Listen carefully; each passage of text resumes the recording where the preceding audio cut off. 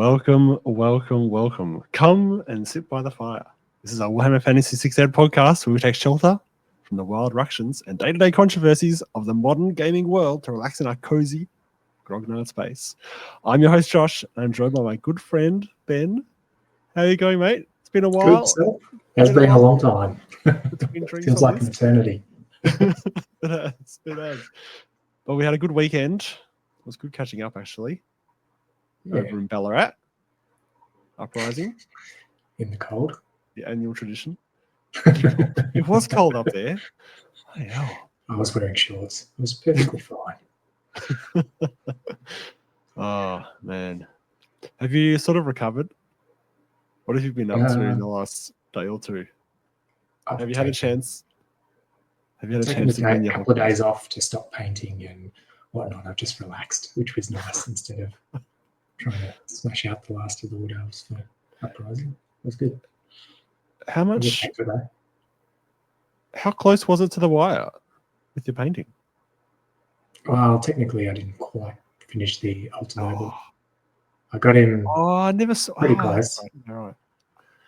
But I think I'm going to redo it anyway. That's okay. It was good enough to pass as painted, so it did the job. Yeah, fair enough. Just redo it. Can you? Is it savable enough that you could just like re-highlight it and just deal with like blend it more and that kind of thing, or is it? I think I actually you need to strip it. Start again. Yeah, that's okay. That's fine. I found funnily enough, on the Warhammer community page revealing the wood elves, I found a picture of the same model in sort of the scheme I want, but the wrong color. Does that make sense? It was red instead of green. I like the idea they had behind it. I was initially going to paint mine pretty similar to that, but instead I painted the armor metallic they used like a red over the armor pieces. You'd have to have a look. Because you used the Araloth guy, didn't you? The guy with the... No, he's one of the original six-head ones. He's got a bird on his hand and a bow in the other. He's sort of standing on a piece of wood or a branch or something. Oh, okay. Right. Yeah, it's one of the old classic ones. One of the classic ones. I knew you had a bird in it, but yeah, okay, wrong edition. Yeah. Oh, no. Yeah, nice. Cool. Well, yeah, today we're going to mainly chat about day at Uprising, which is a one-day, 3-game one-day event. I think it's 2,250 out in Ballarat, to sort of 2.5 hours out of Melbourne, I guess. Well, it was more than that for me, but that's because I come from the other side. It's probably an hour from Melbourne, really. And yeah, I think we'll just mainly chat about that. We might just go through each of our games and then how we felt about the day, how we think our lists went, anything we want to change, anything like that. And yeah, hit all that. But yeah, we've got a bit of time to chat about it. Have you seen the Cathay release and all that kind of thing, by the way? Yeah. The models look nice. They do, don't they? They do look nice. I'm not... I was chatting to the guys last night and I'm like, guys, as much as tempting as it is, because they look really nice, I don't have the hobby time to be starting a whole new faction. It's just not happening. It's going to make the old models look a bit strange, I think. Just in the size? Well, that, and they look new in Fandangle, and the old ones they look new. Look old. They do. I'd be interested to see the comparison between one of their standard infantry models and a 6th edition Chaos Warrior. Yeah. I mean the scale has gone up, unfortunately. Yeah. Like the bases went up and inevitably the models themselves are taking up all the space again. And yeah, they do look more modern. I feel like they're still hitting the aesthetic of fantasy. They haven't gone all out over designing it, I feel. Like Age of Sigmar level. Yeah, it's not, I wouldn't say it's high fantasy. It looks quite nice. I was impressed. Yeah.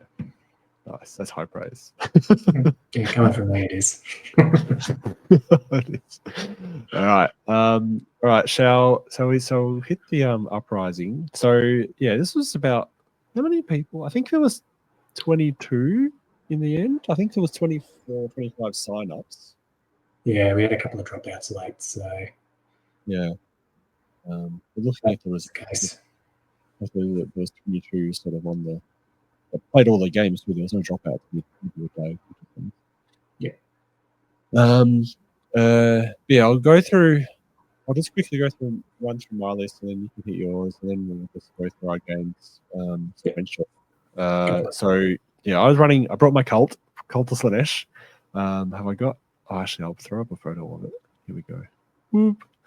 I've got running the Drushi Anointed.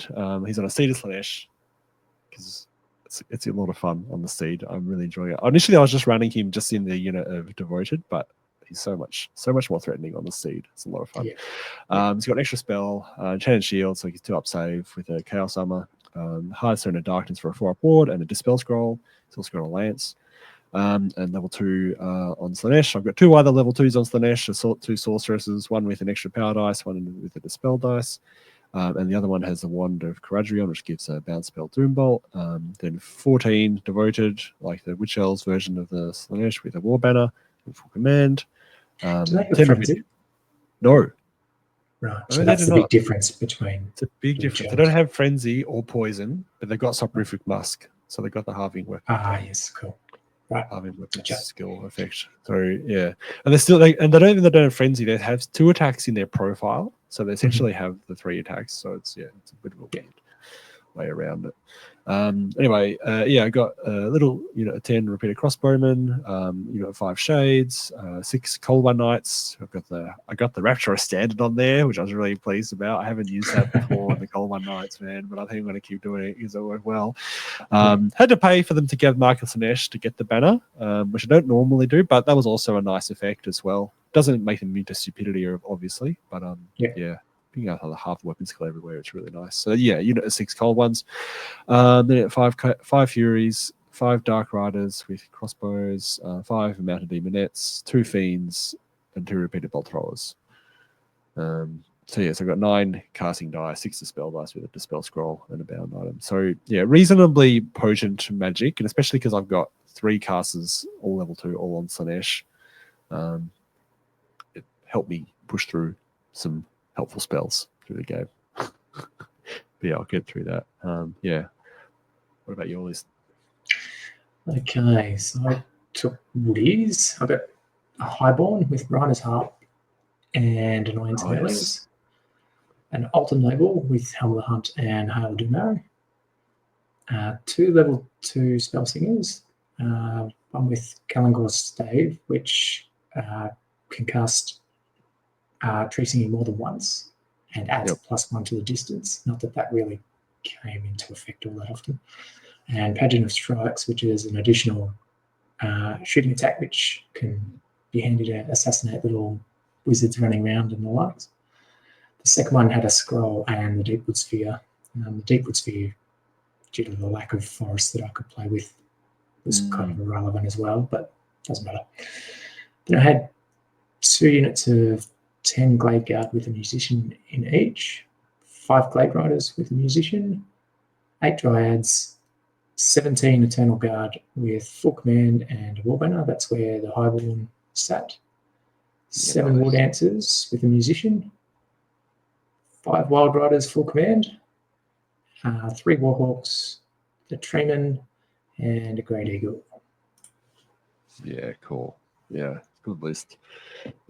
Because you swap things around, because it was sort of ran a similar list to CanCon. A couple of last year, didn't you? Last year, yeah. With the extra points, it was last year, I think, wasn't it? 2024. Was it? Oh, it was like a lot of change since then. With the extra 250 points, I could get some Warhawks and the Great Eagle in, which gave me the reach that I was lacking at CanCon, I feel. Yeah. Because you had a BSB in that Eternal Guard block as well. Yeah.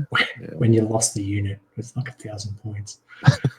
By the time you lose the general, the BSB, and the bonus BSB points, it was nuts. So the BSB left. Stubborn was more than enough for this event. Anyway, we'll get on to that. Yeah. That's fine. Yeah, Stubborn leadership 10. Yep.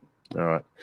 All right, so I'll hit my first game. Now, funnily enough, this was against Wood Elves as well, and it was against Will, my regular slow grow / campaign opponent.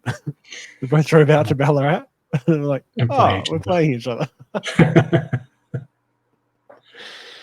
So typical, so typical. But it was fun. It was a good way to start the day.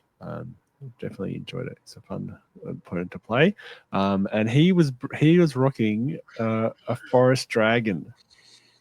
I don't know if I've got a close. I don't have a close. Maybe I do have it in a later one. But yeah, he's got the old school 5th ed forest dragon going on there,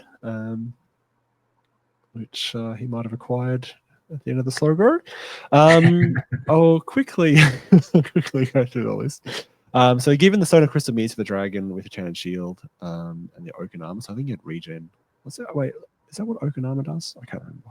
The Stone of Crystal Means is the one where you get the 3-up ward to the whole model, unless you fail it. I know that for sure.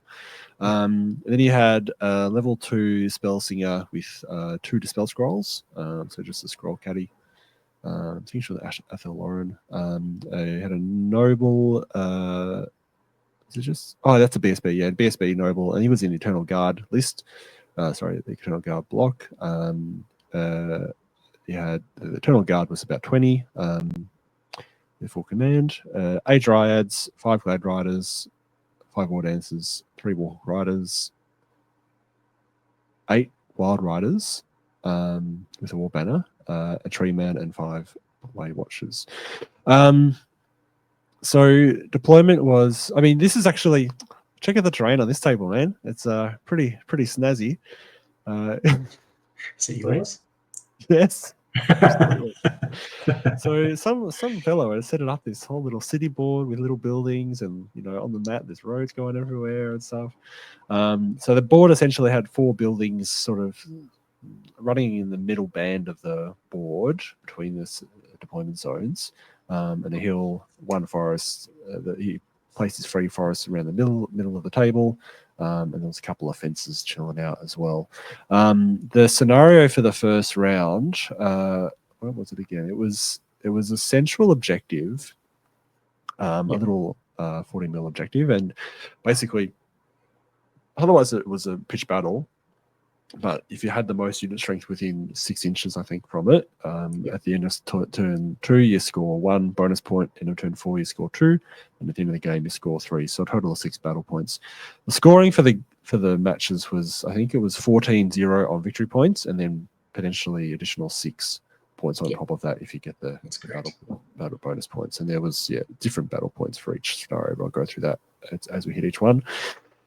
Interestingly, though, the way it worked on the rankings in Longshanks, because the whole tournament was run through Longshanks, looked like every win you got, it was win, loss, draw, and then the victory points or the battle points was like the tiebreaker, like the second tiebreaker. So it was how that, I'm not sure if that was intended or not, but that's how it worked out with Longshanks.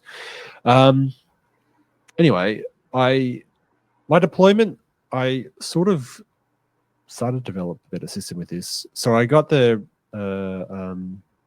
devoted in the center. They're pretty much directly across from the Eternal Guard with the objective right between them. They've got the Anointed and the Mountain Demonettes next to them, the Furies to the other side of the devoted. They've got the Cold One Arch right out on my right flank, and my Dark Riders with level 2 right out on my left flank. And then I've got each Fiend is sort of inside each flank, I suppose, and then the bolt throwers right at the back. He's got, across from my Cold Ones, he's got his Wild Riders, and then heading towards his center, he's got the Tree Man and then the War Dancers, and then the Eternal Guard at his center, then the Warhawk Riders. The Dragon is put just behind the other forests, and also just behind his Dryads on his left flank, which is across from my Dark Riders and the Spawn. So essentially, this battle was, because that objective was kind of valuable. We'd put both our blocks there, and they just ran at each other. It became a bit of a mush in the center. thankfully the buildings were positioned in a way that it did sort of break charge lines up and that type of thing, so it wasn't just a complete mash. On my Dark Rider flank, it was a bit of a standoff between them and the Dryads and the Glade Riders. They essentially sort of dance around each other. The level 2 in there with the Doom Bolt helped a lot to slowly whittle down the Dryads and then start working on the Glade Riders. They didn't. Yeah, they essentially had a standoff for the whole game. The center is probably the most important bit because I moved the Devoted up close to the central objective. He moved his guys up. I managed to get a frenzy spell off on his Warhawk Riders, and that's why they've just charged straight into my Devoted block. Like, I just love frenzying these highly mobile, long charge range, 360 degree vision units, just to force them to charge something they don't want to charge. So they came flying in. I think they might have done 1 or 2 wounds, but I killed 2 out of 3. Unfortunately, to my plan, Dark Hawks obviously have the hit and run rule. So when he inevitably lost combat, he was able to just pop away and just flee. Like, he just ended up behind the Eternal Guard block, so I didn't get a chance to chase him, which is fine. I killed 2 out of 3, which meant the unit was a lot less scary. His dragon, he'd popped over onto my left flank, the inner flank. It was sort of looking across to my center, but he couldn't see the Devoted because of there's this building just completely blocking the line of sight there. So I sort of positioned it with one of my spawns on just to his side, and then I've got some Mountain Demonettes just sitting there looking at the dragon as well. What ended up happening with the dragon was I ended up charging it with not charging it, but I moved the spawn into it on my turn, and I don't know if that was the right call or not. I mean, I was trying to just delay it, and obviously with the spawn you can't do anything else but just push it in a direction, right? And because he's flying, if I tried to redirect him, he would have just flown over me anyway. So I actually pushed it in combat, and I was fortunate that he didn't kill it on my first turn. Like, he actually just fluffed his attacks, and so the spawn just did like 1 wound. The spawn just hung out. So he couldn't do anything till the following turn. I think it was at least 1 more turn. It was ridiculous how long that went for. So actually he was able to push the Devoted further up into his side of the board. Not the Devoted, sorry, the Mountain Demonettes into his side of the board. On the other side of the board, my Shades were over near the Wild Riders, and they'd managed to just distract them enough. Like, they just kept shooting at it, and it just forced him to turn towards them. He charged them. Like, they stand and shot. They killed 1 or 2 through the game, but essentially he ended up running them off the board. It was off the board, and then they didn't really participate in the rest of the battle. The context being, by the way, we got to the end of turn 3 in this game. That's why a lot of this stuff, when it wasn't involved directly in the center of the battle, didn't get a chance to do much else. Because the dragon, once it killed the spawn, everything else will move out of line of sight, and we've got 10 minutes left, and he's like, okay, I'll just charge the repeater crossbowman and then behind the fence. That we played slightly wrong, because initially we forgot the fence was there, so we sort of played that combat, and then at the end, oh crap, no, I should have been hitting on 6s. So then we sort of went back and redid it, and then after the game was over and we sort of done all the results and sent them all through, Chris actually came over and we were talking about, like, we couldn't find any rule about large targets and annoying fences and stuff. We're like, what's going on? He's like, hey guys, it's in the Flyers rule. The Flyers ignore fences. I'm like, oh.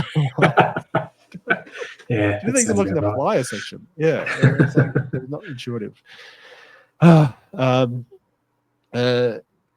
But the 2 major combats that really were swinging for the game was the Devoted charging the Eternal Guard, the center. Now, they won combat. They killed a bunch of Eternal Guard because, they got so many attacks and tough 3 with 5-up save, which just means the Devoted can really go to town, especially when they don't take any wounds. Interestingly, Will's army was really much a melee Wood Elf list. Like, he had no Glade Guard.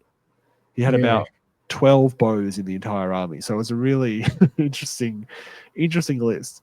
I've not played against such a melee heavy Wood Elf list. But the Eternal Guard being stubborn with a BSB in there, they were holding okay. Managed to get what happened. I managed to get the Titillating Delusions off on the War Dancers because they were sitting in the forest right next to those two blocks. And his turn, he was absolutely going to slam them into the flank of the Devoted and probably then, roll through. Because the Devoted probably wouldn't have put up with all those War Dancer strength 4, like 12 War Dancer attacks, whatever. That would have been pretty unfortunate. So he was able to use Titillating Delusions, and because they're skirmishes, I could just shoot them directly back towards his own table edge. Because it's got to be in the line of sight, obviously. Yeah, but that's the fun of skirmishes, which is fun. And then that gave me the opportunity then to hit his Eternal Guard in the flank with my own mounted demonettes. He still didn't break, even with Ohm going in because of stubborn with the BSB. But by the end of the game, I had killed them down to a man. They all eventually died. Or was it they died? Oh no, the unit died, and then the BSB was left, and the BSB broke and was run down. That's how it worked. Yeah, no longer stubborn. Now the unit was gone. And then the tree man was right on the other side of that forest. And it got charged by my anointed and the spawn initially, and I hung the Cold One Riders back one turn because I was a bit unsure of what was going to happen with the Wild Riders. I didn't want them coming into my rear, so when they went off to chase the shades, I just committed him to that combat as well. That combat had gone for ages. So first 2 rounds without the Cold One Riders in there, I think we managed to get three wounds off on the tree man. Yeah. The tree man he kept trying to kill the spawn or the seed or something. Actually, he kept just missing and not getting enough attacks through. But he didn't break, and by the end of the turn 3, which is all we got to, we had like 5 rounds of combat with this combat. I had the Cold Ones go in there. The Cold Ones actually, I got the frenzy off on them when they charged in, and they sort of fluffed their attacks. So I think they got maybe 1 through, and then the Anointed failed his attack. So he actually, at the end of the turn 3, the tree man was sitting there with 1 wound left, and then that was it, kind of thing. I was like, damn it. And then, yeah, essentially that's where the game finished. So that's where the game finished. So we still had a fair bit on the board, but because I'd taken the objective, it was 11-4 on victory points in my favor because I just I'd taken enough attrition out of most of his units here or there, and taking the Eternal Guard block out was hugely swingy. The dragon I just didn't deal with. Like, I pretty much just tried to delay it and hope that it didn't get too involved in the battle. I was actually fortunate in this photo that he just where it was positioned, it was just out of line of sight of that combat, the combat in the center. You can see it's just like it's another couple of millimeters if he'd positioned that dragon a little bit more facing towards the center of the board. Rather than charging the crossbowman, he could have actually just gone straight into the rear of the mounted demonettes, and that would have been a completely different game again. But yeah, so because I had the same objective in turn 3, we played it. I took the bonus points for it, so it ended up being 17-3 or 4 in my favor in the end for the first game. Who'd you play? I played Jay and his super duper magic Lisbon Army of Doom. Yes. We also didn't finish our first game, strangely enough. We got a bit further than you guys by the sounds of it. Yeah, well, I mean, a lot of stuff died in our game, but yeah, we got the turn through. Must have been because we started late, I'd say. That's the only reason I can think as to why this game didn't finish. But anyway. Yeah. My deployment. Sorry. I've got his list here if you want me to quickly. If you want to read through it, nuts. Yeah, I'll just quickly. You got your 2nd generation slam with Diadem Power, plated target, plaguing the minions. So I was getting extra. He's storing 2 dispel dice per or power dice unused, extra dice, and the 2nd generation slam. What does it do to extra d6 for power levels for each spell that's cast or something? Extra d6 each spell he casts. Yeah, ignores miscasts and. That +1 to cast everything as well, I'm pretty sure. +1. Yeah, I think you're right. that's so hectic. And then he's got a Sing Priest with a spell scroll. He's on level 2 as well. Heavens. What was the slant on? Is it just, do they pick it all? Or do they just pick whatever the hell they want? I think they just pick a bunch of I think he Heavens, Shadow, yeah. Life, Fire. Yeah, God, they can just pick. He had Heavens and Fire. Crazy. I can't remember what other laws he had. Anyway, yeah. And then, Scarvet with a Charm and Jaguar, so he's moved 9. 3 Skink Skirmishers, Scouting, big unit of 18 Temple Guard with a Blessed Totem that makes them move to D6 forward once a game, which is interesting. Croxigors, 3 of those with great weapons, 5 Saurus Cav, 3 Pterodons and a Steg. With a bolt. Okay. My deployment from left to right. So I had 5 Wild Riders. Just in front of that was my Great Eagle hiding behind a hill. Blade Riders sitting nearby, followed by some Glade Guard standing in the open between the hill and a forest. And it's a bit hard to see in the photo, but my Treeman is sitting behind my Free Wood. He sort of blends in a bit. I've got a funny story about that later. Behind the Treeman are my War Dancers, and I'm pretty sure I deployed one of my Spell Singers nearby or with them. My second unit of Glade Guard next to them with a Spell Singer in there. Then my Eternal Guard, 8 Dryads, and my 3 Warhawk Riders behind a building. Yeah, right. Yep. Nice. This was quite a tight affair all the way up to the end. Very shocked at what happened to my Warhawks. He had some sneaky scout skinks over, must have been behind the building or behind a piece of terrain near my Warhawks. Had a line of sight and everything else, but come out, shot, and I think he killed 1.5 Warhawks with his poison, leaving me with 1 on 4 wounds, 1 on 1 wound. I charged him in my first turn, and sure enough, he stood and shoot because I was too far away to ignore that ability.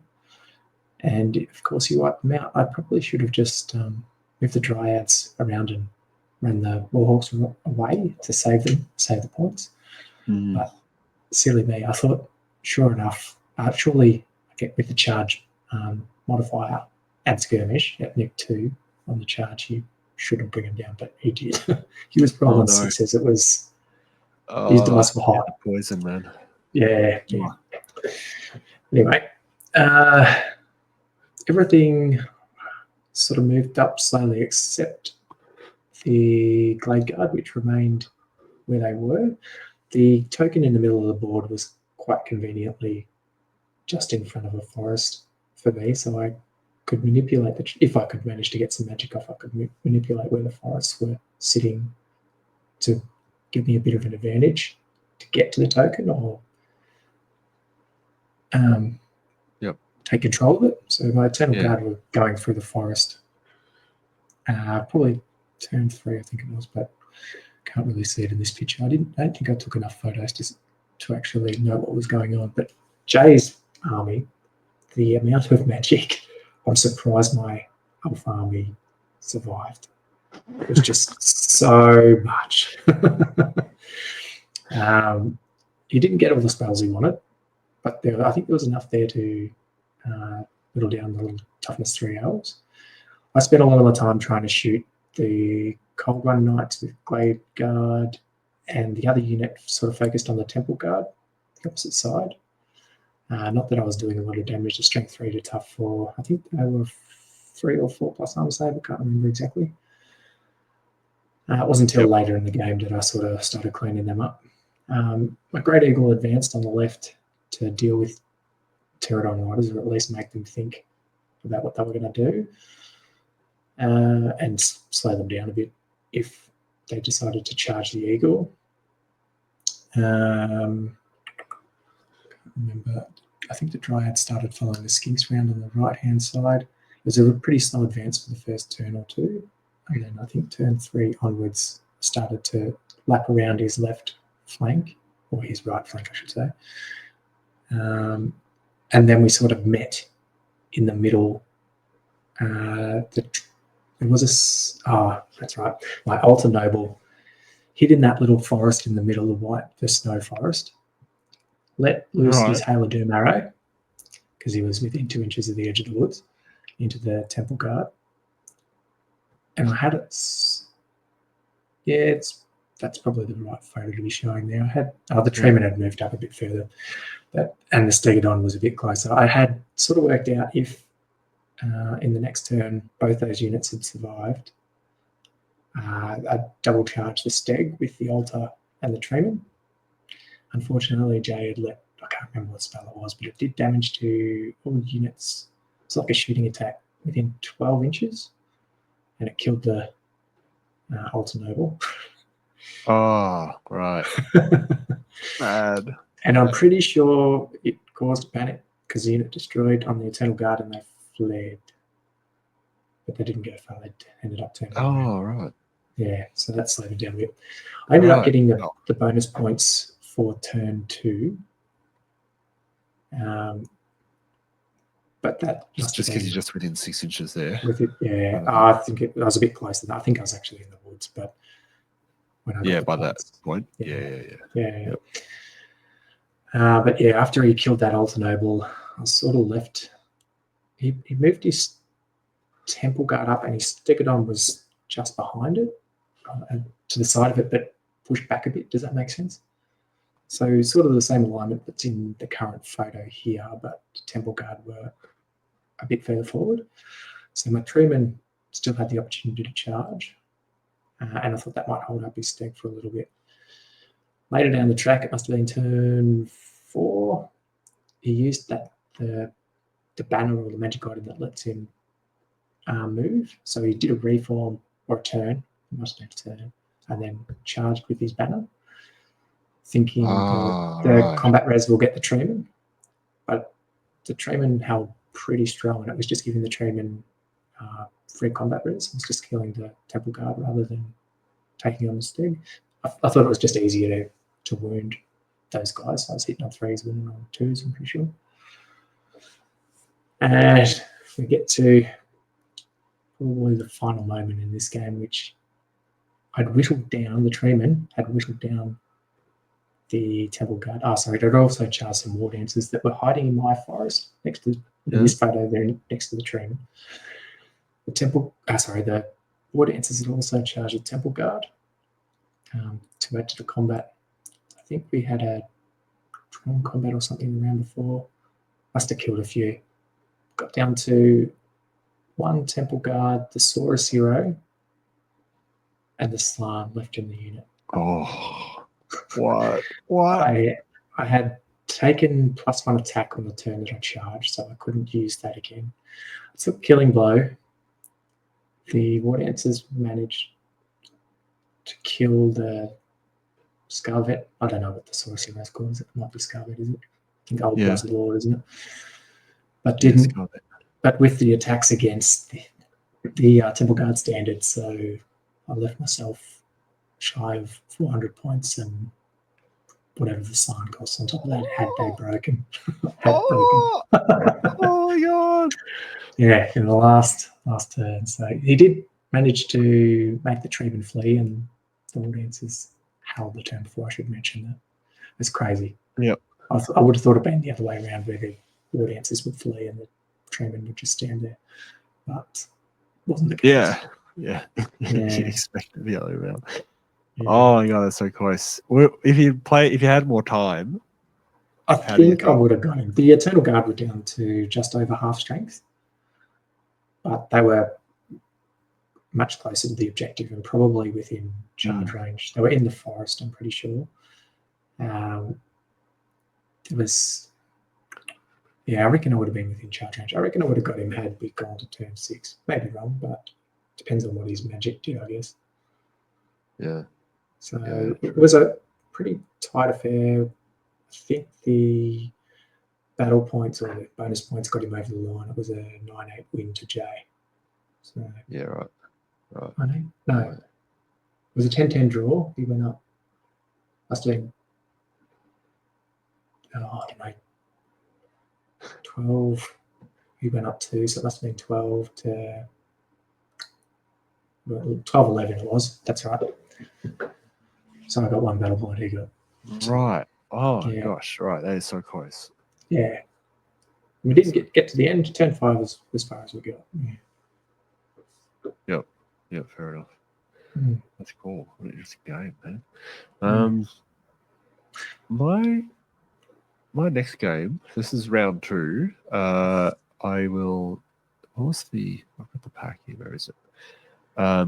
This was again the deployment for this one was slightly closer in, so it's 15 inches from the edge of the board deployment, and it had a thing where you had to give the idol that essentially the same thing, you captured lifetime of 40 mil objective to a core choice that wasn't fast cav, and then they had like a movement restriction of no more than 10 inches. That they got magic resistance. It had a whole lot of random little rules.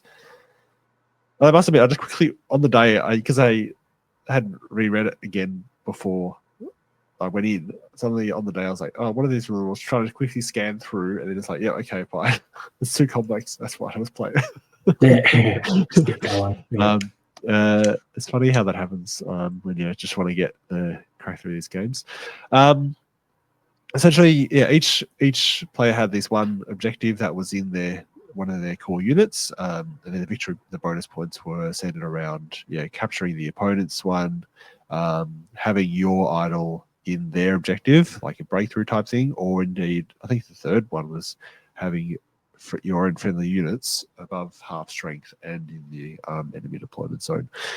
But now, so Ben, this is the only photo I took of this game.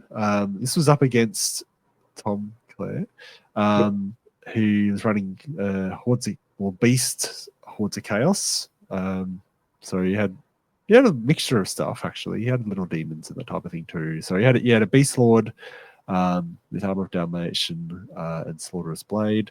Then he had 3 heroes, 2 aspiring champs, one with a Mark of Zench to make him a level 2. And I think he was a BSB, and he had the Blasted Standard as well, so he could give the unit he was in like the demonic ward save. And then the second aspiring champion was on Khorne. He had a Sword of Might and Enchanted Shield. Both of them on Bardic Cow Steeds. And he had Bray Shaman with a Dispel Scroll, level 2 on Slanesh. And then in the core, he had 3 Beast Herds with mixes of 5 Gores and 7 Ungors. The Ungors had 2-handed weapons, the Gores had spears. Those are 2 of the units, and then there was a slightly bigger beast herd. I think it had 6 Gores and 12 Ungors, again with the same loadout. Then a Bestigor herd, 12 Bestigors with the War Banner and Mark of Khorne, which is pretty scary. And then 2 units of Warhounds, some Chaos Ogres, just with shields and heavy armor, which was interesting. Some Mounted Demonettes, 5 Screamers, 3. Some more, so big unit of Warhounds of Chaos, 15 Warhounds of Chaos is so ridiculous. And Chaos Giant and 3 Dragon Ogres. So this, I think the slightly closer deployment, it did screw with my head a little bit. It's just one of those silly things where you sort of deploy a little bit closer than you probably need to, especially because I probably had all the ranged potential. I had a lot more mobility, but I didn't need to go to him because I had the 2 bolt throwers. We both had quite a lot of magic, but I felt like I sort of need to be like pressing things too hard immediately. But I deployed. So I'll go through the deployment. So the Devoted are in the center. They've got the icon. I had the Anointed next to them. I had Peter Crossbows to the left behind a fence. I had a spawn just in front of the Peter Crossbow. Sorry. Then I had a little building further to the left, and then further onwards to the left, I had some Dark Riders, and then my mounted Demonettes. And then on the other side, the right-hand side, I had the Cold One Knights just out from the Devoted, who were in the center. Then the 2 repeated bolt throwers either side of the Cold One Knights, another spawn, the Furies, and then the Shades right out on the far right. He had his deployment. He had the massive block of the big bus of dogs. So the 15 dogs were in the like a Bretonian lands. It was so ridiculous. So ridiculous. And he had the Zench and the Khorne character both in that unit. And then he had the Dragon Ogres next to them. He had the dogs and the Bestigors on the other side, so his right side. So they're all very centrally located, directly across from my devoted. To his left, he had the giant and the bigger unit of Beast Herd. And they're sort of across from my Cold One Knights, one of my spawns. And then right out on his far left, he had the dogs facing the shades. And had the ogres across from the Mountain Demonettes. I'm not sure if I said that or not really.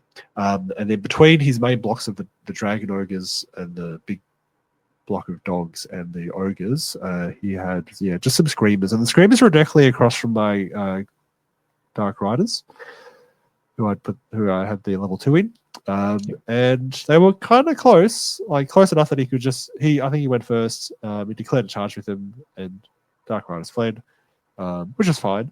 But then I think he also charged the Mounted Demonettes into the spawn as well, that were just in front of my repeater crossbows in the hedge.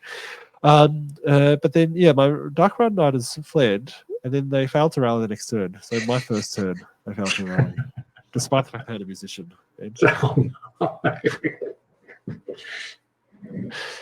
So then they're just off the board.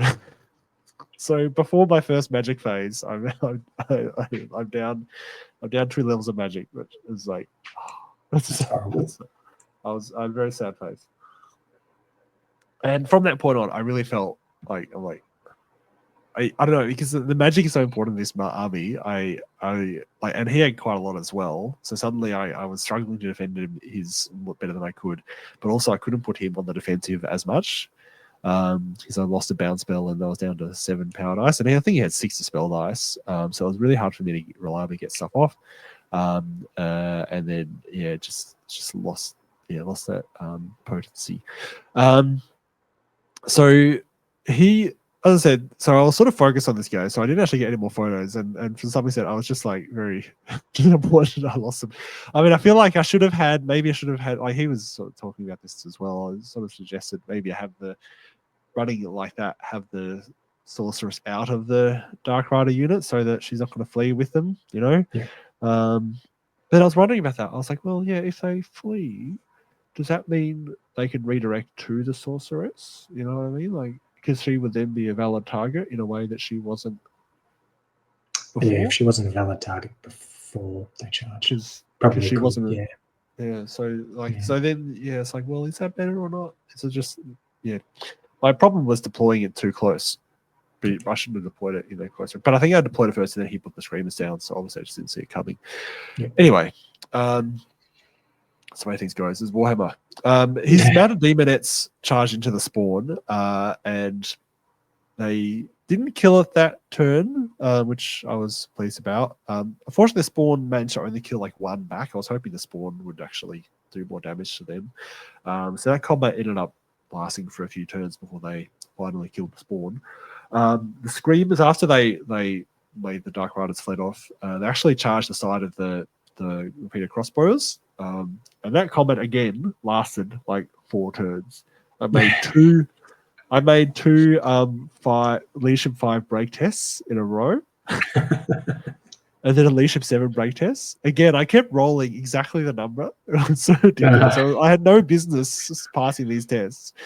The Mounted Demonettes on that flank, he brought the ogres up, and I tried to push them around the side. And then by turn 3, I was feeling very under pressure. I just charged them into the ogres, which I shouldn't have done, because they ended up dying. But I was just sort of like, they were sort of march blocked by them. I couldn't get them into the center, and I made this decision where I was like, I've got to force the issue, because in the center, what happened was, he brought all this stuff up sort of in a pincer, sort of a jaw shape kind of thing, with the dogs in the middle, the dragon on one side, and the bestigors on the other.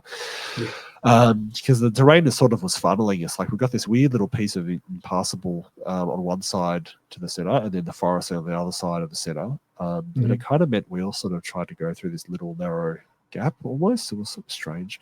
But rather than try to deal with the pincer, I actually just was like, I'm just going to move everything back. So I actually brought all this fast stuff that can move so quickly. I was just moving them backwards. I was just like, I've still got 2 repeater bolt throwers. I've got a reasonable amount of magic. I'm just going to keep trying to wail on him. The bolt throwers managed to take off a few wounds off the giant over a few turns. By the end of the game, they did actually manage to kill off the giant, which was nice, I guess. But the way it went out in the center really was he brought those dogs up. He brought the dragon ogres up. I ended up charging the dragon ogres with the anointed, because the anointed actually got nailed by, you know, that Sench magic missile. It's like +1 D6 strength +1, 2d6 hits or something. It was brutal. He rolled a 6 on the strength, so suddenly it was like 7 strength 7 hits or something. It didn't kill the anointed straight up, or his mount, surprisingly. It took 2. He was left with 1 wound left, and the mount had taken a wound. And I felt I had no choice but to just go, okay, I'm just going to try and do something. So I threw them into the dragon ogres, because I was like, I've got no choice. And he managed to, I think they'd already taken 2 wounds. So he did another 3 or 4. Yeah, I think it was 3 or 4 wounds. So he killed off 1, but there was enough attacks back that they just managed to kill him. And then in the following combat round, I was actually kind of hoping to do a monster reaction roll, because I've never actually done it before. But then it turns out it only happens if he's not in combat anymore. And then the following round, they killed the Cedar Slanesh. I should have, after that, the Devoted were in the space where they could also have charged into the Dragon Ogres, which I actually feel like was actually a good matchup, because their weapon skill debuff means that the Dragon Ogres will be hitting on 5s, and even though the strength 7 doesn't matter, because they're only top 3, you know, they don't care about the high strength. Yeah. But I actually misjudged the charge. I was like, I thought they're out of charge range, and it turns out they were well and truly in. I could have just thrown them in there, and I should have done that, which was a really bad decision, because they ended up getting charged by, I think, the Dragon Ogres and maybe the Bestigors as well. The Cold One Knights on the other side, they were in a position to charge, and they failed the stupidity test when I had sort of had the opportunity to do so. Yeah. Nothing went well. Nothing well in this game. And yeah, he did have 2 of his ambushing blocks, like his 2 little units of beast herds. So one of them failed leadership check and ended up coming on his side of the board. The other one, I don't think they both failed. I think they both failed, but the one of them scattered right behind one of my bolt throwers next to where the Furies were. And I sort of wasn't sure of the capability of this little unit of like 13 guys or so. So I actually was like, I'm just going to charge the Furies in. They might fail their fear check because they're only ship 7. You know, we'll see. It's a good way of saving the bolt thrower, because I don't really have any other option to save the bolt thrower. Yep. Unfortunately, I passed the fear check, and then because the Ungors had two hand weapons each, and the Gors had spears, suddenly, like, the Furies go in, they do maybe 1 or 2 wounds. If they got 1 attack each, of strength 4, they're not, I don't know, they're not that, like, that much magic, sort of offensive potential. Yep. And then they took like 4 wounds in return, and I think the last one just popped. And I was like, yeah, okay, that's a shame. Got really low leadership too, don't they? Like 5 or 6 or something. The Furies. I can't remember their leadership actually. So I thought it was a little better than that. I don't have it in front of me. Anyway, doesn't matter. I ended up playing it out, because I just like I don't want to concede. So it ended up. I think I killed the giant, as I said before, and just killed off some dogs and a few other things here or there before he wiped me out. But yeah, 20-0 at the end, 20-0.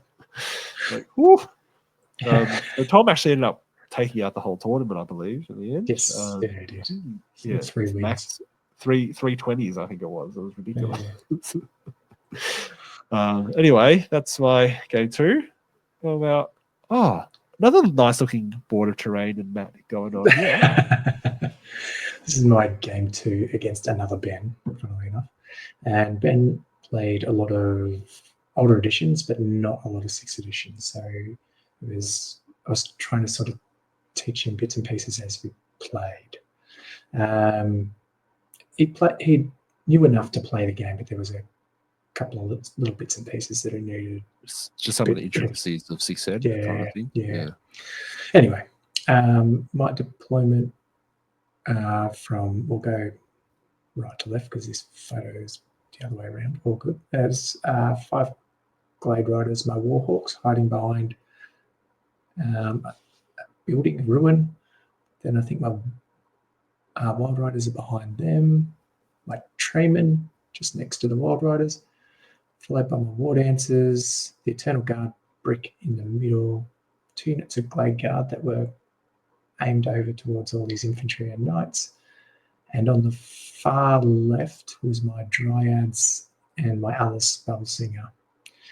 You're not going to be able to see it in the photo. I'll try and describe this as best as I can. But it was a cannon over the other side of the forest, which is hidden, followed by the steam tank. Electric Cannon Griffin must have been 20 to 30 halberdiers. 8 knights, I think it was. There must have been a hero in there. Yeah, there you go. There's the cannon.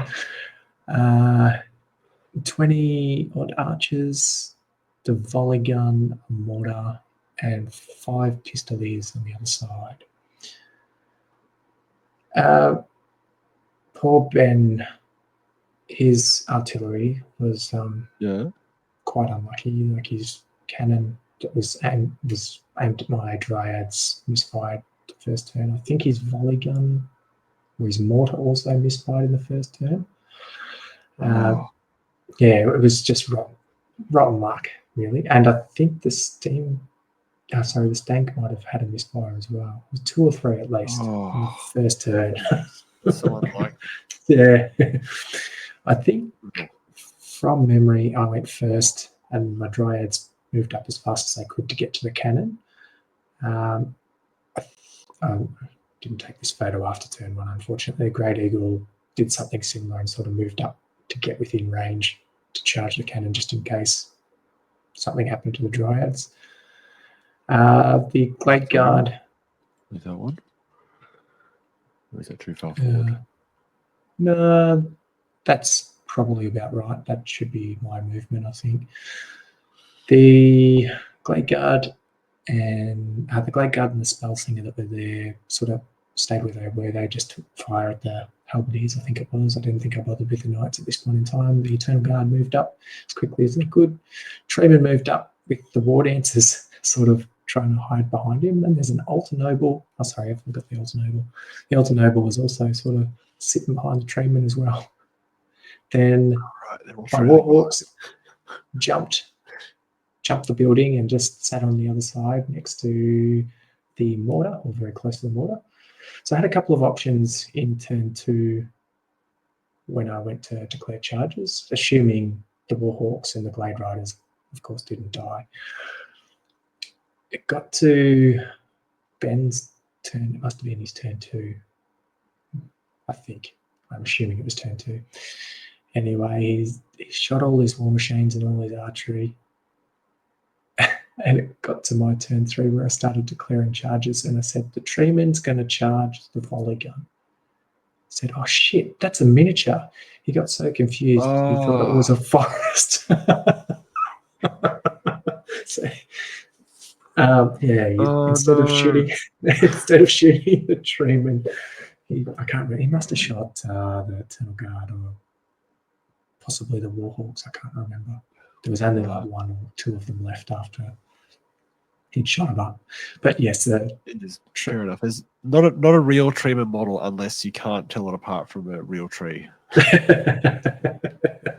Yeah, so poor Ben, I said to him, if you want to redo that shooting, go nuts. It's just, it's a Trayman. That's what it is. He said, no, it's all good. Yeah, so we kept moving on. Yeah. From here, I don't think I took any more photos, but the Glade Riders ended up charging the Pistoliers.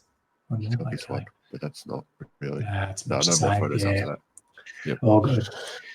The Glade Riders ended up charging Pistoliers in the flank. I think there was a Warhawk or 2 left that charged him in the front, and pretty much cleaned up his flank with the Trayman and the Alter Noble. The Alter Noble charged the mortar, I think it was, and the Treeman. I can't remember. I think the Treeman might have got a failed charge on the Folly gun. That sounds about right. And by that time, once I'd killed a couple of war machines and these pistoliers and gotten around the back, it was just a sort of clean up job. So I didn't really have a great target for the Halo Doom Arrow, and I ended up using it on the archers and then charging in the next turn. Ben wasn't quite sure what to do with his elect account on Griffin. It didn't really do a lot the whole game. It sort of sat behind his units that offered leadership. And I think he killed a unit of Dryad, the unit of Dryads that had lapped around the forest on the right-hand side. Right. And that's it. Just didn't commit it to any combats or do anything offensive with it. Not sure why. It was built as a combat guy, wasn't he? He wasn't just there to... I believe so.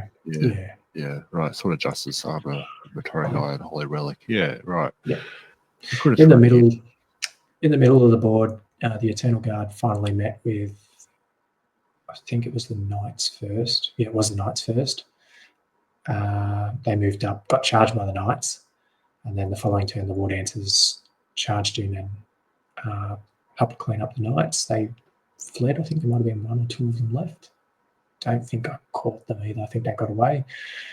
And then the Halberdiers sort of come in to try and clean up the Eternal Guard, and it was much the same. The War Dancers and Eternal Guard sort of fixed that up. But they were whittled down quite a bit from the 20 Glade Guard shots that were coming in every turn. Yeah. So all that was left for Ben at the end of the game was the steam tank and his elect account on the Griffin. Had my Treeman been on the other side of the border, maybe I would have tried to kill the steam tank, but it's just so tough. Trying to get rid of all the hull points is pretty hard with strength 3 missile fire. Yeah, very difficult. Yeah. Very difficult. You just hope it blows itself up sometimes. I did misfire once because he took some hull. I think it was 1 or 2 hull points off it. Not enough, but anyway. Not enough. Yeah. Got the classic model going on there, which is cool. Yeah. Very old school steam tank. Love it. Yeah. I think from memory, this one ended up being a 14-3 or something. So I had a reasonably big win on this one. We only got to the end of turn 5. But yeah, once I'd got the left-hand flank with the Warhawks, the Glade Riders, and the Altar running through the water, it was pretty much a clean-up job from there. Yeah, right. Cool. Nice. We'll hit the last round. This one was it was a interesting thing. So this is meeting deployment, essentially taken from the 6th rulebook, really. So you have a list of, you have to make an order of march, and then the first unit deploys sort of centrally, and each unit after that deploys increasingly close to either edge of the table, like a column landing. And the scenario battle points were sort of like just like if you kill the enemy in general, you get a victory points. If you kill the most expensive unit or the unit on the top of the enemy order of march, you get bonus points. So it was sort of, I don't know, it didn't change how I played the game really. Like you were just trying to beat the opponent. So it wasn't really. As opposed to like the first scenario where we had this objective to fight over. I felt like once you'd done the deployment, that was sort of it, and you used to play out the game. Yeah. But yeah, I was playing Richard Mian, who I haven't played before. One of the Mian brothers, and I enjoyed this. It was a fun game. He was a good opponent. He was bringing a Chaos Legion, like a Demonic Legions list. I think was saying originally he wanted to do a full Khorne list, but he ran out of time to get all the minis he needed to get together or something like that. Yeah. He ended up running this list, which had Demon Prince level 4 on death, with I think all the gifts for combat. I think he's a Nori armor save, rerolling to hit, a 4-up ward, which is very nice. He's also Demon level 2 with fire, with Spellbreaker. 15 bloodletters with an unholy icon for a 4-up ward with a full command, 5 fleshhounds, 15 plague bearers with standard, 15 pink horrors, 3 nurglings, 3 screamers, and 3 blood crushers. And so yeah, mainly it was his army consisted. He deployed his main 3 blocks of the plague bearers, horrors, and blood crushers. Bloodletters in the middle, and then he had the blood crushers out on his left flank with the Exalted Demon and the Flesh Hounds. So they were across from my Dark Riders, one of my Mounted Sorceress Fiends, and the Repeated Bolt Throwers. And I had the Devoted in the middle, directly across from the Bloodletters, the Cold one next to the Devoted. And then I had Mounted Demonettes facing his Horrors, and the Anointed sort of behind them. And then he had his the Demon Prince and the Screamers right out on the further out on his right flank, and then opposite that I had the other Bolt Thrower and some Furies, and he had his Nurglings right out behind everything, which didn't really end up becoming involved in the game. So his first turn, he actually took off. He took off my Furies and the Shades, like just with death magic and fire magic, and suddenly they were both just gone. So I don't know, all my skirmishing stuff has been singed away. He sort of just moved everything else up quite aggressively, because obviously I've got a lot of range stuff, and I probably had I would have been peeping him on the magic. I mean, we both had 6 levels of magic, but I just had the extra bounce spells. I mean, he had the horrors. I don't know. Anyway, he definitely felt like he had to engage with me. So he moved up his blocks, he moved up the blood crushers.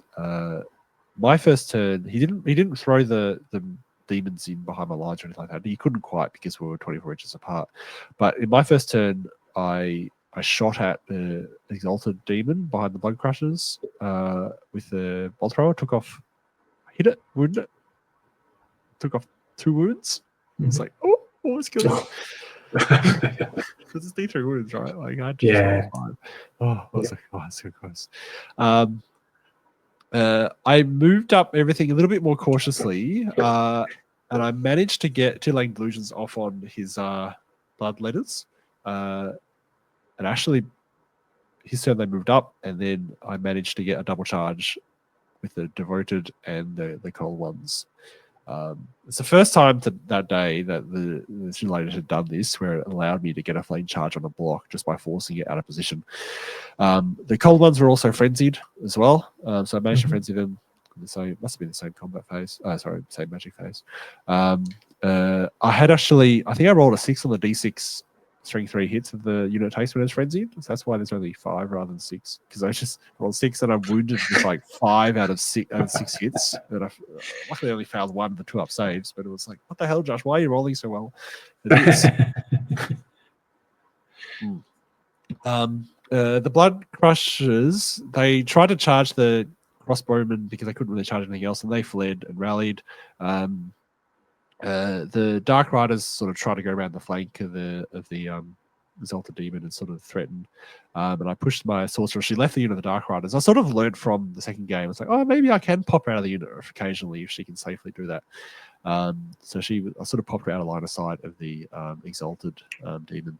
And the Spawn I pushed up into the Horrors, and his Greater Demon actually went off and killed the other Bolt Thrower, because the Bolt Thrower had shot at him as well. But he passed. Yeah, I managed to hit and wound again, but he passed the ward save, the 4-up ward, so you get a chance to take any wounds off him. Did you put the Sorcerer in line of sight of the Flesh Hounds there? Yeah. Okay. Just asking.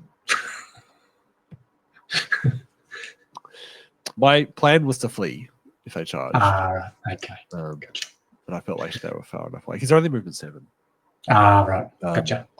And that's what I did. And now I'm talking about it, by the way, I'm realizing, because she usually when I'm in the campaign, she's running like Law of Death or Law of Dark, but she actually had Marcus Slanesh, because she was a Slanesh caster, so I shouldn't have been able to flee with her now I say it. Oh shit. Yeah. Anyway. The Mounted Demonette sort of came out on the flank. They were out alongside the Greater Demon, and they were sort of positioned in a way that they could threaten the side of the horrors, because the sport had got into them, done 1 or 2 wounds. The horrors just didn't do much back to the spawn. They were just sort of sitting there, but the Nurglings were coming up, and so I couldn't like really push them. But they had such a long charge range. As long as I could put them, within 18 inches, 20 inches, that's fine. Yep. My anointed just sort of I didn't really throw him into combat yet. I've learned to be a bit more cautious about where he goes, because even here, the greater demon has come up behind him. The blood crushers have tried to charge the Met crossbows, because they rallied and they charged him again. They fled. I just fled again. They fled off the board. Yep.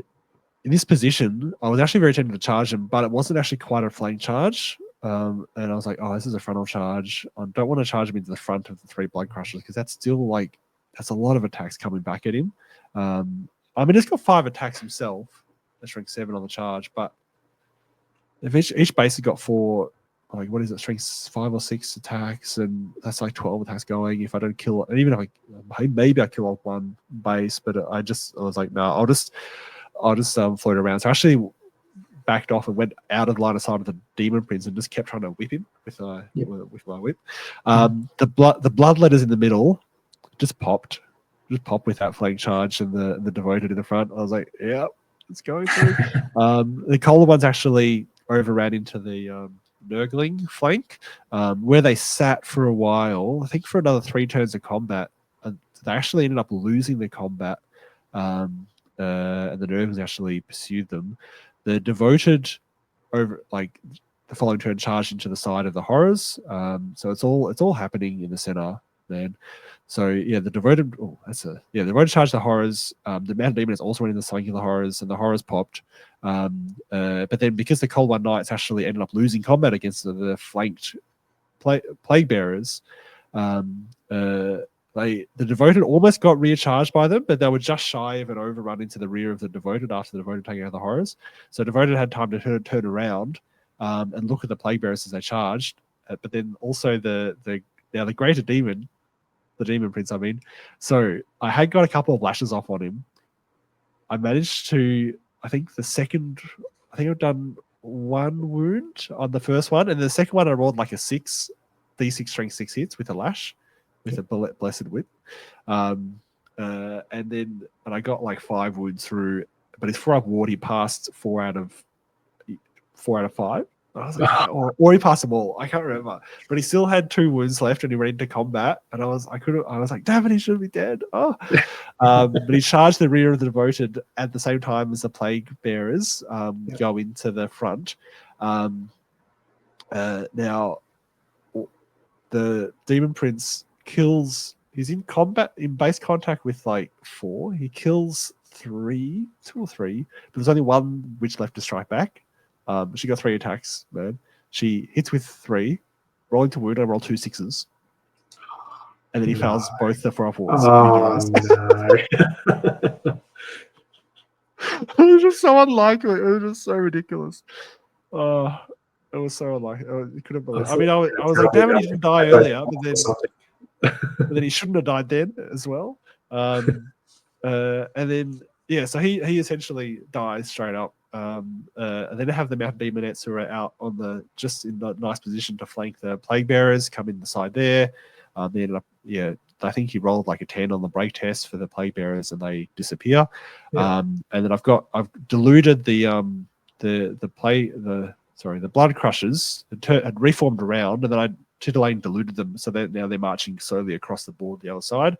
And I've got my 3 casters just following them, just all trying to lash them. That's the end of the game. Oh dear. That one ended up being, I can't remember if that was 16 or 17 in my favor in the end, just with the bonus points and that type of thing. But yeah. Right. Okay. Yeah, so I ended up getting 2 wins out of 3. Nice. What was your last game? Don't have any photos of my last game, but I played against Brian, who came down with Ben, who I played in round 2. So another player that had played in 5th edition. The same game group. Not a lot of 6th edition. So it was interesting. He had a really cool Orc and Goblin army. Again, we didn't finish this game, I think we got to bottom of 4 or 5. Not quite sure why it took so long. I'm guessing all the compulsory moves and fanatics and animosity and everything sort of slowed it down a bit. But maybe wrong. Don't know. Anyway, because I don't have photos, it's going to be pretty hard to describe. I wish I'd taken, because I was sitting here watching the end of it. I was like, afterwards, I was like, damn, I should have grabbed a photo. Nah, it doesn't matter. All good. I should have taken some more photos. I get distracted at events and forget halfway through that I should be taking photos.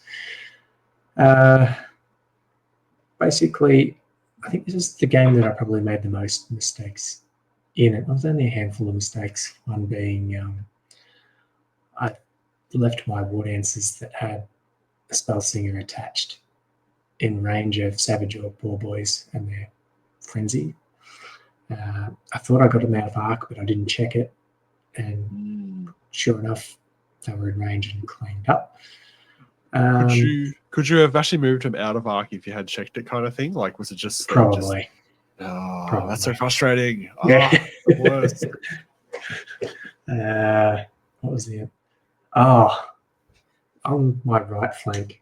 I'll try and describe the deployment because I think I can remember most of that. I had my War Dancers and Dryads, 2 units of, must have been a unit of Glade Guard, my Eternal Guard, another unit of Glade Guard, and then on the right I had my 2 units of Fast Scav, the Wild Riders and the Glade Riders, the Treeman and the Altar Noble. My characters would have been, one of my spell singers was over with my War Dancers, the other one I think was attached to a Glade Guard unit because it got ran down right at the end.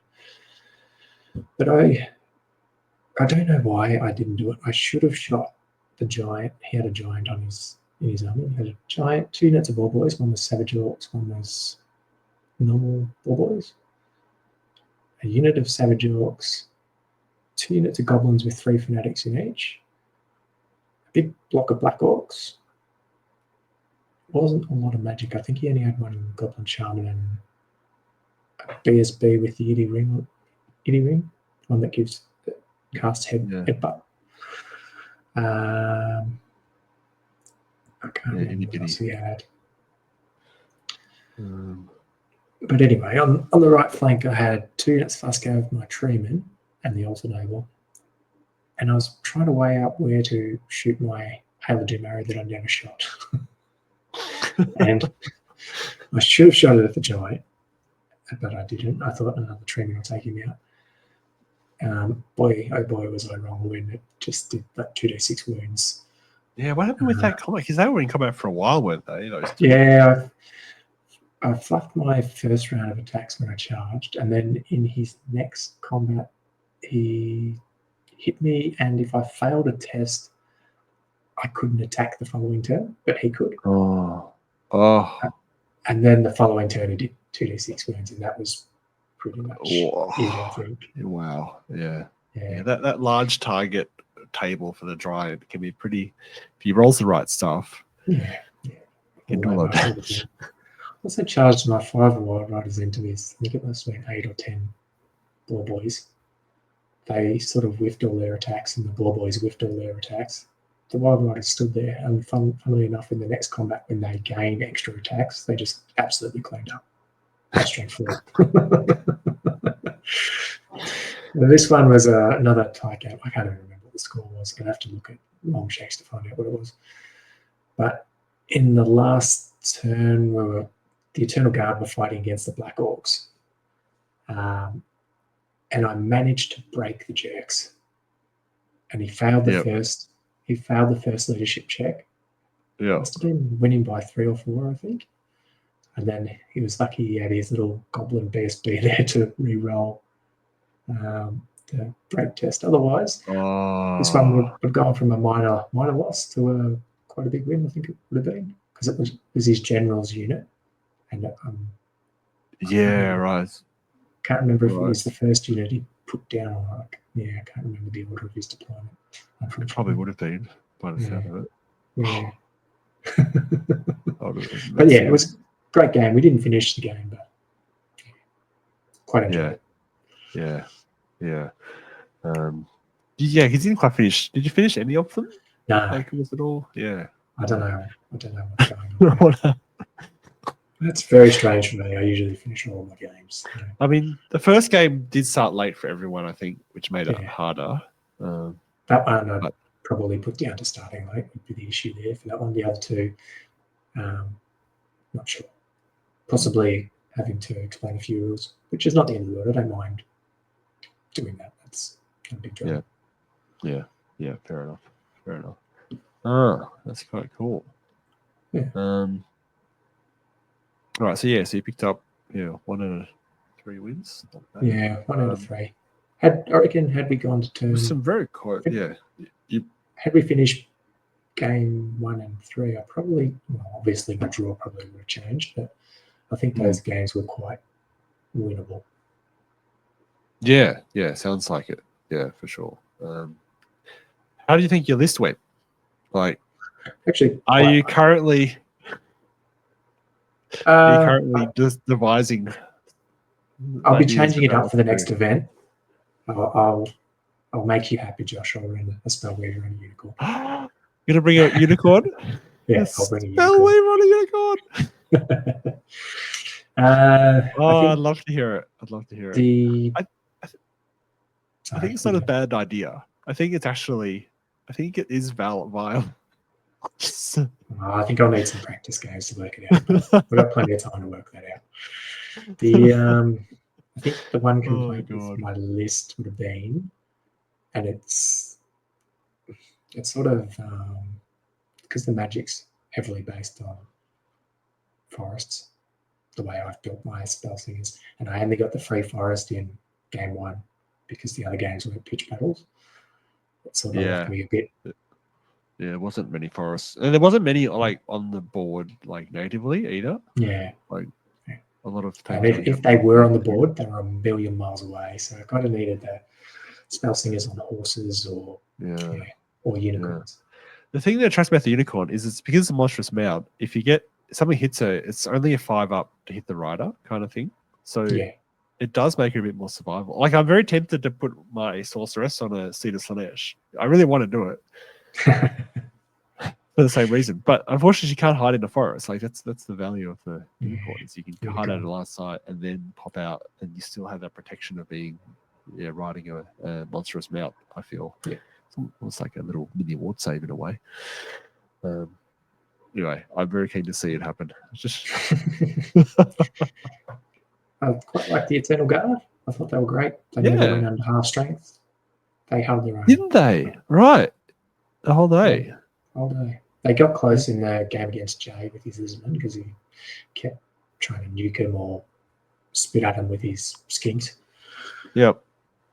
But that was the closest they come to dying, I think. So is that partly because of the ward save as well? I'd say so. The harp certainly helps. I did get regen in a game or two as well. So that also helps, Oh, that would help a lot. Yeah, 5-up, 4-up. Yeah. Like it's not often the old world. Yeah, pretty much. It's not often that you get the 5-up normal save because whatever's hitting you is probably wiping that. No, that's true. Yeah, that's true. Yeah, interesting. I'm keen to maybe try to get some Marauders going in the list. I want a few more bodies, to like just disposable slave bodies to run up and die in front of their your army seems very elite. So fragile. Yeah. so mobile. But it'd be nice to have at least a second block. I mean, I've also been trying to work out, can I squeeze in, is there some way I can fit in a aspiring champ in a little block of Chaos Warriors or that type of thing? Because that'd be kind of fun as well. It's just trying to matter of working out what you drop to fit that kind of thing. Unfortunately. But I think Marauders are definitely viable. Just throwing them up at the front, having them just be this annoying meat shield that will probably die pretty quick, but at least gets in the way and let's takes wounds for other more expensive stuff. Mm-hmm. I think it'd be very, very doable. Yeah. I don't think there's much else I do want to change. I also I do like the Chaos Knights in the list. I haven't I run them in the campaign. I mean, sorry. So, but they take 2 rare slots, which means you have to drop both bolt throwers and the spawns to be able to do it. That's rough because it's a double rare slot kind of thing. Yeah. So I'm in two minds about that. It would be kind of fun. I think I'm still going to run them in their campaign. I think, and just see if they keep doing okay. Because they've only played in 1 game so far, and they did fine there with the Aspiring Champ. But yeah, I think I just have to learn. I'm still learning about how the list runs. Especially like the role of the Mounted Demonettes and how the Anointed role is as well. Like just learning more about not always having to dedicate him to combat straight up. That he's got this nice little short range magic missile that I can use to just buzz around and just be irritating as well, because he's pretty hard to kill. So if he gets nailed by stuff, like it's fine. Whereas the Mount Demonettes, they've always died at the drop of a hat. But the thing is with them is, it seems like they're devoted to a really good solid anchor. They're actually hard to break. I don't think they broke combat at all over the weekend. And so then if I can get in with a flank with them, with the Mounted Demonettes on the side, almost wondering, do I try to get a second unit or something in there, because they are quite good if I can keep them alive. Just as good flankers, but yeah, I don't know. This is the post tournament list devising phase. That's the sign of a good tournament.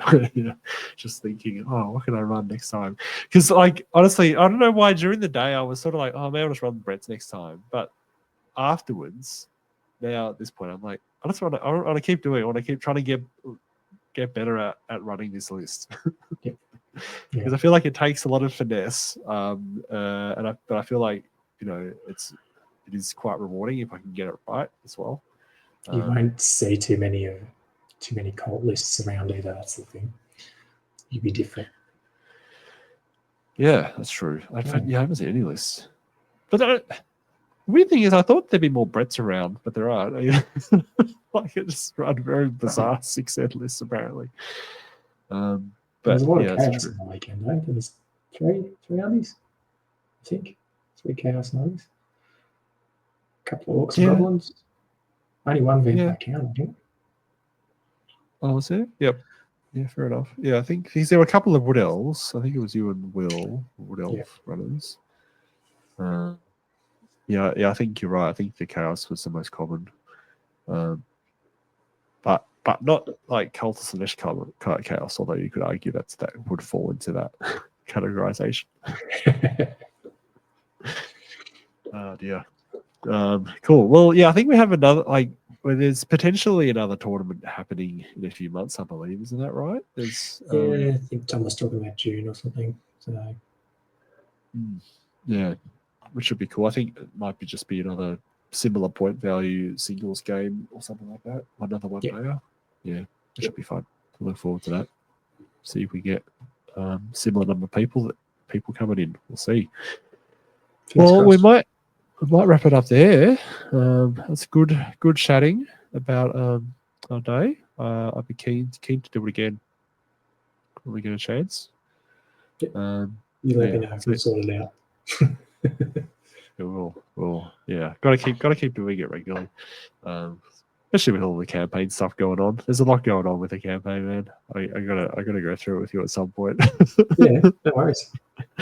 All right, I'll wrap it up now then. So where's my thanks for listening to another 6-head Fanatics episode. If you enjoy ramblings, we'd love a 5-star review on your podcast app for a choice, or if you're watching on YouTube, please hit the like, subscribe button and click the bell to be notified of our latest videos.